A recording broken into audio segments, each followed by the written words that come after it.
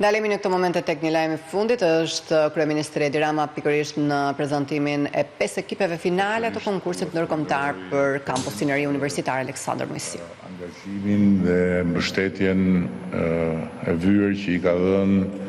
të gjithë këtij procesi. Jemi në një konkurs ndërkombëtar të radhës në vazhdën e 10 konkurseve të tilla të cilat janë shëmbëltyrë e ambicjes tonë për Shqipërinë dhe prej cilave lindin mundësira të jashtëzakonshme për zhvillime që ndryshojnë jo vetëm cilësinë e jetës atyre që pastaj bëhen përdoruesit e asaj që ndërtohet, por ndryshojnë edhe mënyrën e të parit të vetes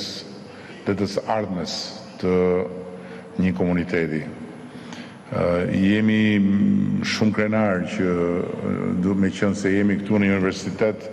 e pashtudhës ta theksoj këtë, kemi krijuar universitetin më të madh në Europë të hapur të zhvillimit urban, duke bërë bashkë një numër të jashtëzakonshëm arkitektësh dhe studiosh prestigjioze ndërkombëtare me studiot lokale, me arkitektët dhe arkitektet e reja të Shqipërisë. Është një universitet i hapur në kuptimin e plot fjalës, sepse u jep mundësi të gjithë atyre që janë përkushtuar arkitekturës dhe zhvillimit urban këtu në vendin tonë që të ballafaqojnë dijet e tyre, të ballafaqojnë bindjet e tyre me dijet dhe me bindjet e arkitektëve dhe të studiove që janë në pararoj të zhvillimit urban në botë. U jep mundësi të rriten profesionalisht, u jep mundësi të mësojnë duke bërë punën dhe jo thjesht teorikisht, u jep mundësi të shoqërojnë në gjithë procesin krijues dhe pastaj në procesin e zbatimit arkitekt dhe profesionist të nivelit më të lartë ndërkombëtar. Dhe unë jam i bindur që nga ky universitet i hapur nuk do të presim shumë vite për të parë që ndër arkitektët e admiruar dhe të respektuar të botës do të ketë edhe emra vajzash dhe djemsh që sot janë pjesë e këtij universiteti të hapur. Do të kemi edhe ne yjet tona në qiellin e arkitekturës dhe të zhvillimit urban botëror. Por deri atëherë unë dua të them se sot jemi në kushtet kur kemi gati zanafillën e një projekti shumë të madh dhe ambicioz për kampusin e ri universitar të Durrësit, për të investuar në një zhvillim që do të përmbyll një proces të nisur shumë vite më parë dhe pas një lloj plani realisht serioz me çeljen e këtij universiteti dhe do të mundsoj që këtu në këtë territor të mos ketë thjesht studentë që vinë për të marrë mësim dhe për të larguar, po të ketë një qendër komunitare studentore e cila të jetojë 24 orë. Ky është një tjetër rezultat i protestës së studentëve të vitit 2018, ku ne dëgjuam me shumë vëmendje se çfarë kërkohej dhe natyrisht ndam gjithë shka që nuk kishte lidhje me të ardhmen dhe me mundësit tona, me atë që kishte realisht lidhje me të ardhmen dhe me mundësit tona, dhe kështu mbi bazën e paktit për universitetin ndërtuam një proces i cili solli shumë risi pozitive për studentët, solli kushte shumë më të mira në konvikte, solli kushte shumë më të mira në universitet, solli laborator të rinj, e të tjera, solli edhe patjetër mbështetje më të madhe financiare për arsimin e lartë, por ne jemi të vetëdijshëm që sot ky proces duhet të shkojë një shkallë më tutje dhe siç do shihni dhe nga projektet, ne duam që t'i japim një drejtim edhe çështjes shumë të mprehtë, gjithmonë më të mprehtë në fakt, të strehimit të studentëve gjatë periudhës së studimeve, pasi ju e dini më mirë se unë që jo të gjithë studentët qëndrojnë në konvikte, jo e gjithë infrastruktura e konvikteve ka kapacitetin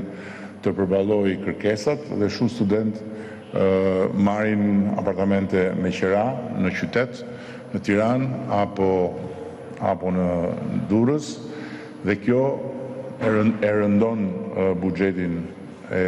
familjeve të tyre. Ndërkohë që krijimi i një zone rezidenciale për studentët bën të mundur që studentët mund të kenë një strehim shumë më të arsyeshëm, por nga ana tjetër që të socializohen dhe që zhvillimi akademik të ecë paralel edhe me zhvillimin e tyre njerëzor dhe social. Po ashtu se jam i bindur që ndërkohë që unë po flas edhe kur po fliste ministri po e mendoja,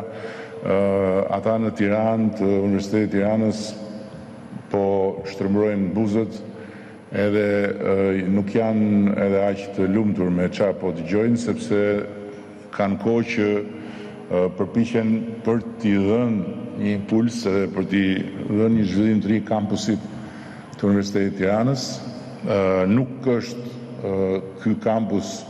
një zhvillim që përjashton atë tjetrin, ne jemi edhe në një proces të harmonizimit të nevojave dhe të adresimit tyre mes Kolegjit të Europës edhe Universitetit të Tiranës. Kolegji i Europës po ndërtohet në Tiranë dhe është një zhvillim tjetër spektakolar i bazuar në një tjetër projekt të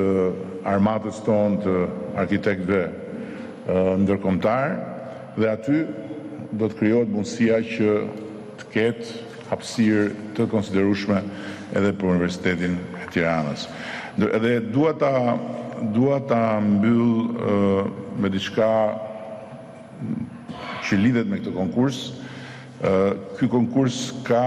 dy risi të veçanta që janë propozuar nga një grup studentësh të Universitetit prestigjioz të ETH-s në Zyri,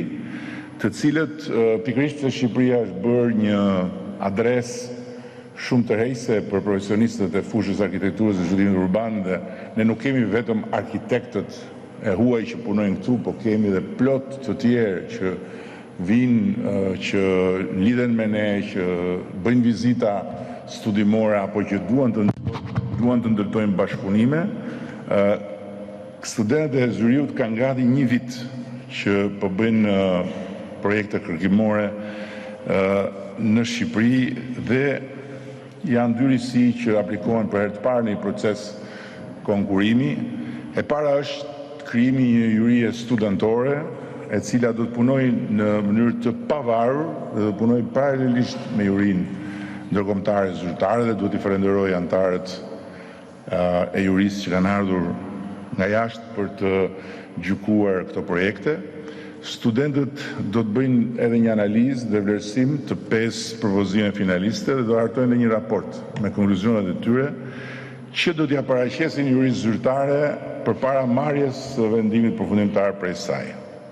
Dhe ky raport do të shërbejë edhe si një kontribut këshillimor në procesin e vlerësimit. Në të njëjtën kohë, një përfaqësues i studentëve është pjesë e jurisë, me sa shoh është përfaqësuese, aq më mirë akoma, juristë zyrtare gjatë gjithë procesit në rolin e këshilltares së përhershme, duke sjellë tryezë edhe perspektivën e atyre që e përdorin kampusin sot dhe që kanë natyrisht parafiturimin e tyre për kampusin e të nesërmes. Risia e dytë lidhet edhe me zgjerimin e diskutimit përtej kufive të perimetrit të konkursit. Krahas projektimit të kampusit, i është kërkuar ekipeve finaliste që të reflektojnë dhe mjizon lidhse mes universitetit dhe qytetit Durrësit, duke konsideruar dhe atë si pjesë të së njëjtës histori urbane. Dhe qëllimi është që të arrijmë të kuptojmë më mirë marrëdhënien mes kampusit dhe qytetit, si dhe mënyrën se si zhvillimi i tyre, pra i kampusit dhe i qytetit, mund të mbështesë njëri tjetrin. Ndërkohë që juria zyrtare dhe juria studentore do të zhvillojnë diskutimet dhe vlerësimet e tyre, ekipet finaliste do të marrin pjesë në një workshop intensiv me përfaqësues të Bashkisë Durrësit, të Agjencisë Kombëtare të Planifikimit, të Agjencisë Zhvillimit Territorit dhe komunitetit lokal. Dhe për disa orë, arkitektët, planifikuesit, institucionet dhe qytetarët do të punojnë së bashku për të identifikuar problematikat kryesore të zonës dhe për të hedhur ide për projekte konkrete që mund të përmirësojnë jetën e banorëve, po dhe të studentëve përtej perimetrit e përsërisë të kampusit. Dhe sigurisht që workshopi ka disa tema: hapësira publike, siguria rrugore, lëvizshmëria, aksesi i këmbësorëve dhe i biçikletave, transformimi i zonave informale përmes projektimit urban, dhe në përfundim procesit synohet që secili ekip finalist të patronazhimin ju e dini që unë kam shumë qef, të patronazhojë një ose dy projekte pro bono, pa pagesë, gjë për të cilën arkitektët kanë rënë dakord, dhe dua në këtë rast të them që unë jam shumë mirënjohës për arkitektët ndërkombëtar që punojnë në Shqipëri, sepse ajo që nuk thuhet, ajo që nuk duket, ajo që nuk dihet është kontributi i tyre në shumë zgjidhje apo në projekte pro bono, pa pagesë, për shkolla, për qendra shëndetësore apo për të tjera kërkesa që mund të vinë si rezultat i punës sonë në terren. Dhe kështu këto një ose dy projekte do zhvillohen bashkëpunim pastaj me Bashkinë e Durrësit dhe me institucionet partnere, Fondin Shqiptar të Zhvillimit, etj. Nën mbikëqyrjen profesionale të ministrit për pushtetin vendor, zotit Demo. Në këtë mënyrë ne nuk e kufizojmë konkursin vetëm tek përzgjedhja e një fituesi, por e konsiderojmë një start për shumë më tepër se kaq. Nuk dua të zgjathem më tutje, dua që edhe herë tjetër të falenderoj anëtarët e jurisë që na u bashkuan në këtë përpjekje, të falenderoj studiot që marrin pjesë. Siç e dinë të gjithë, këtu nuk mund të ketë 5 fitues, do ketë vetëm një fitues, po kjo nuk do të thotë që do ketë 4 humbës, pasi në ndërkohë të gjithë jemi të angazhuar dhe të gjithë janë të angazhuar për të bërë më të mirën në një proces transformues pa kthim për Shqipërinë. Shumë faleminderit.